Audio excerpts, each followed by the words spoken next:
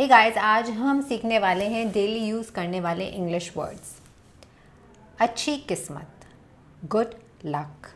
ईमानदार, honest, honest. मूर्ख, foolish, foolish. डाकिया, पोस्टमैन, पोस्टमैन। किसान, फार्मर, फार्मर। के माध्यम से, थ्रू, थ्रू। इरादा, इंटेंशन, इंटेंशन।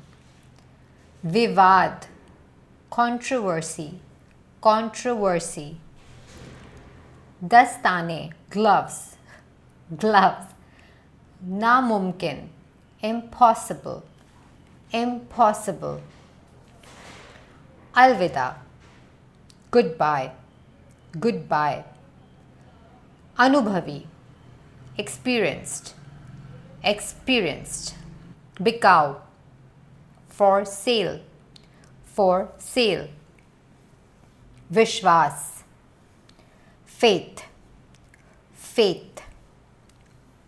पूर्णत, entire, entire. घाटी, valley, valley. ऊंचाई, height, height. नदी, river, river. पक्का हुआ, ripe, ripe. हमेशा, always, always. धरती, earth, earth. कम से कम, at least, at least. कुछ भी नहीं, nothing else, nothing else. Cure, two words, two words.